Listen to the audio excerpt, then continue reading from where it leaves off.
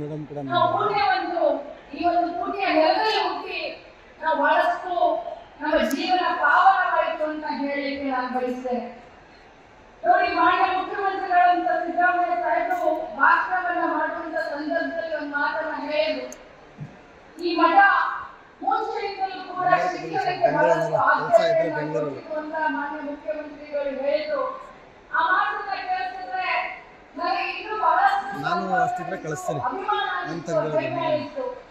ಯಾಕಂತಂದ್ರೆ ಈ ಮಠಮಾನ್ಯಗಳು ಸರ್ಕಾರದ ಯಾವುದೇ ರೀತಿಯ ಸವಲತ್ತುಗಳು ಇಲ್ಲದೆ ಕೂಡ ಸಾಮಾಜಿಕ ಕಾಳಜಿ, ಸಾಮಾಜಿಕ ಬದ್ಧತೆಯನ್ನ ಇಟ್ಟುಕೊಂಡು ನೂರಾರು ವರ್ಷ, ಸಾವಿರಾರು ವರ್ಷ ಸಮಾಜದಲ್ಲಿರುವಂತ ಅತ್ಯಂತ ಹಿಂದುಳಿದ ವರ್ಗದ ಮಕ್ಕಳಿಗೆ, ರೈತರ ಮಕ್ಕಳಿಗೆ ಯಾವುದೇ ಜಾತಿ, ಯಾವುದೇ ಭಾಷೆ ಅಲ್ಲದೆ ಯಾವುದೇ ಒಂದು ಬೌಂಡ್ರೀಸ್ ಇದ್ರೆ ಅನ್ನ ದಾಸೋಹ, ಅಕ್ಷರ ದಾಸೋಹ, ಸಂಸ್ಕೃತಿ ದಾಸೋಹ ಮಾಡ್ತಾ ಇವೆ ಅಂತಂದ್ರೆ ಎಷ್ಟೊಂದು ಹೆಮ್ಮೆ ಅನಿಸ್ಬೇಕು ನಮಗೆ.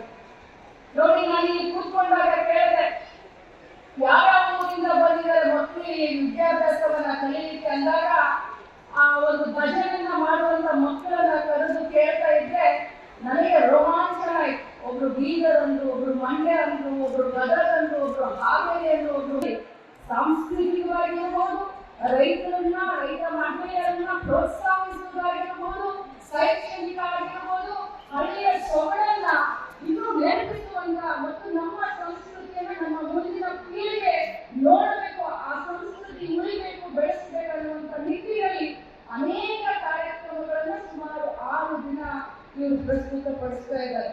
ಬಂಧುಗಳೇ, ಬಹಳಷ್ಟು ಖುಷಿಯಾಗುತ್ತೆ. ಇಂಥ ಮಠ ಮಾನ್ಯಾಧೀಶರ ಒಂದು ಮಾರ್ಗದರ್ಶನದಲ್ಲಿ ನಮ್ಮ ಕರ್ನಾಟಕ ರಾಜ್ಯ ಸಮೃದ್ಧಿಯತ್ತ ದಾಪುಗಾಲನ್ನ ಇಡ್ತಾ ಇದೆ. ಮಹಿಳೆಯರ ಬಗ್ಗೆ ವಿಶೇಷವಾಗಿ ಇವತ್ತು ಒಂದು ಚಿಂತನಾಗೋಷ್ಠಿ ಇದೆ. ಮಹಿಳೆ ಕೃಷಿ ವಲಯದಲ್ಲಿ ಮಹಿಳೆಯ ಚಟುವಟಿಕೆ ಅಂತ ಹೇಳಿ ಇವತ್ತು ಯಾವುದೇ ವಲಯ ತಗೊಳ್ಳಿ, ಅದರಲ್ಲಿ ಮಹಿಳೆ ಮುಂಚೂಣಿಯಲ್ಲಿ ಇವತ್ತು ಕೆಲಸ ಮಾಡ್ತಾ ಇದ್ದಾರೆ.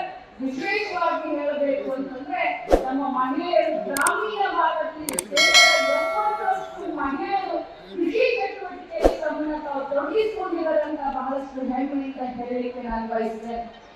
ಯಾವುದೇ ಮಹಿಳೆಯ ಹೆಸರಿನಿಂದ ಯಾವುದೇ ಹೊಲಗದ್ದೆ ಇರೋದಿಲ್ಲ.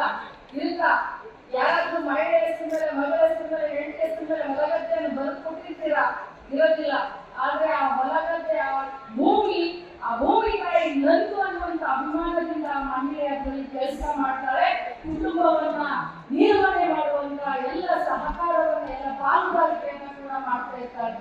ಇವತ್ತು ನಾವು ಮಹಿಳಾ ಕೃಷಿಕರನ್ನ ಸನ್ಮಾನ ಮಾಡಿದ್ವಿ ಮತ್ತು ಅವರಿಗೆ ಪ್ರೋತ್ಸಾಹ ನೀಡುವಂತ ಕೆಲಸವನ್ನ ಕೂಡ ಮಠದಿಂದ ನಾವು ಮಾಡಿದ್ವಿ. ಬಹಳಷ್ಟು ಸಂತೋಷದಿಂದ ಈ ಒಂದು ಕಾರ್ಯಕ್ರಮ.